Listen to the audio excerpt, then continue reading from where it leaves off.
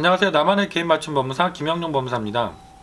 오늘 이 시간에는 제가 최근에 대전지방법원에서 진행했던 개인회생 사건의 신뢰를 가지고 내가 개인회생 신청을 하기 전에 가지고 있던 부동산이나 재산을 타인에게 증여한 경우에 어떻게 처리가 되고 문제가 될 수 있는지 이 부분에 대해서 설명을 드리려고 합니다.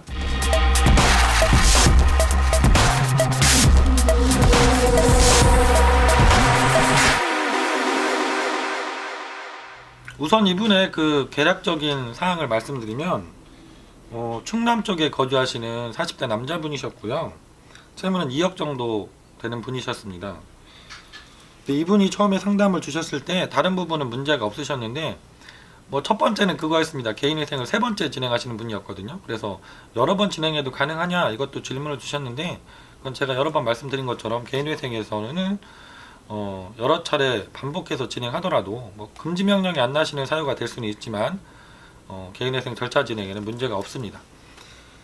근데 그거보다 더 큰 문제점으로 제가 고려를 했던 게 신청하시기 전에 한 2년 전쯤에 가지고 계시던 부동산을 어머님께 증여를 하신 적이 있었습니다. 개인회생을 진행하시더라도 최근 몇 년 사이에 부동산 소유 내역은 다 보시기 때문에 전국 법원이 공통적으로 최근 5년 부동산 소유 내역은 보시죠.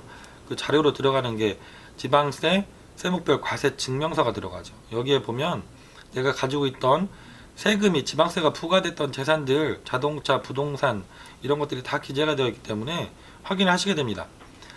그래서 이게 문제가 될 것이다. 어머님께 증여한 것은 원칙적으로는 사행위 대상도 되고 그러니까 개인 회생 절차에서는 부인권의 대상이 되고 이것을 청산가치에 산정을 하는 보정이 나올 것이다 하고 진행을 했던 분인데 실제로 이제 법원에서도 그렇게 똑같이 제가 예상한 대로 나왔습니다. 그래서 법원에서는 뭐라고 말씀하시냐면 개인회생 신청 직전에 재산을 처분하는 행위는 부인권 행사의 대상이 될 뿐만 아니라 기각 사유에 해당이 된다는 거죠.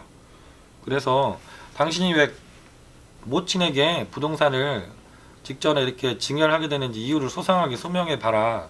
그리고 최종적으로는 증여했던 당시의 시가, 그 부동산의 시가에서 근저당권이 설정되어 있었으면 그 금액, 담보 채권의 금액을 제외하고 나머지는 다 청산가치에 반영해서 그만큼 변제금을 상향해서 변제금을 다시 제출하라 이렇게 나오셨던 거죠. 이거는 처음부터 이제 상담할 때 예견을 했던 것이고 그래서 이제 여기에 맞춰서 보정을 하고 지금은 이제 개시결정 받으시고 절차를 진행하고 계십니다. 이렇게 다양한 개인적인 사정이 있으실 수 있습니다. 예를 들어서 이런 경우들도 여러 번 계셨죠.